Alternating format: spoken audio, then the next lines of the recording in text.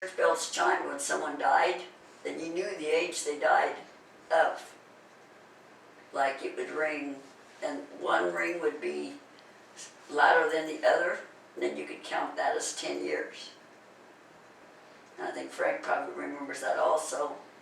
But then you could say, okay, if that louder ding was 10 times, then you knew they could be 100 by tens. Or if it rang 8 times, then they could have been 80 years of age, or 50 or 60 years of age. That's how you could detect. And then you could think in the community, okay, that person here was that age, maybe they died.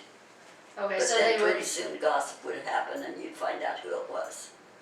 So when someone died, someone immediately went to the church and rang And the rang the bell. bells. Okay, could anyone ring the bells or just? Usually a priest did.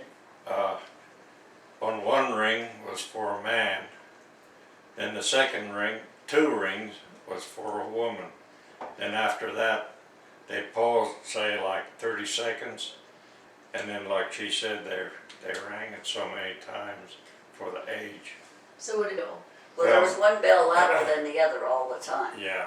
And that's what depicted the And decade. the first 2 bells were distinguished from the age part. You know, they had 3 different bells that they rang, but the first 2 bells were of the death of either a man or a woman. Right. And then, so how would it be if you say you died and you're 87, what would they do? They would do ding, ding, wait, and then what? Then they would, the noise of the one bell would be louder, and they would make sure that that was distinct, then people could count that one bell that was louder, and they knew then it would be 40 or 50 or 60 or 70 years of age. So they're ringing all, and then you could know who died. Well, you kind of could You didn't know figure out. who it was, but you could kind of figure out. Well, Somebody, if you knew somebody was sick already, you could say it guess was John Doe or Mary Doe, you know. At that age, you know, you kind of knew what the ages of the people in town were.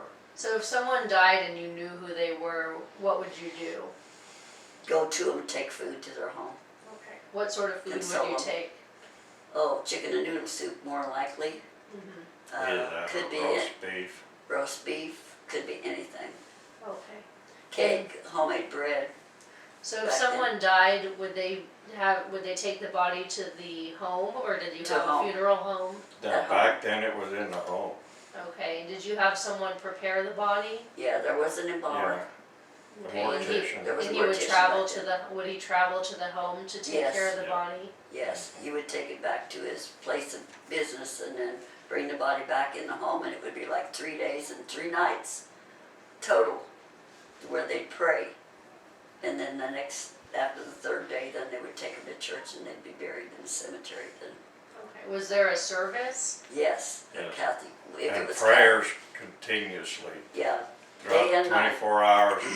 And at midnight, I know my grandmother's, when my great grandfather passed away, and even my aunt, at midnight, she had a meal like a wedding. And of course the house was full of people, you know, so they all went into the kitchen, excuse me, and dining room and ate, and the deceased was in another room. Well, after eating, they all recessed back into the deceased room, started praying again until morning. So how long would you have to? Would the wife, like if your husband died, would you just have to stay up for 3 days straight? Well, like my grandmother, she stayed up for 72 hours straight That's incredible. and prayed constantly. Were there specific prayers that you prayed? Well, yeah, her prayers, yeah. There was a lot of them in German that I didn't understand, you know, being a little boy, you know, when my great-grandpa passed away. But I knew the rosary and a lot of the familiar prayers, but she had a German prayer book about this thick, and she prayed out of it. And of course, all the older people understood what she was saying, you know, but us younger kids, we didn't know. And of course, my grandma's house was a 2-story house, so about 9 or 10 o'clock, she sent us upstairs, and we had to go to bed because we had to get up early next morning and do chores and everything.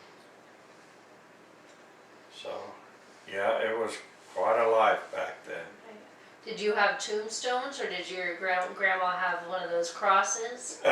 For my great grandpa and grandma, they, I forget who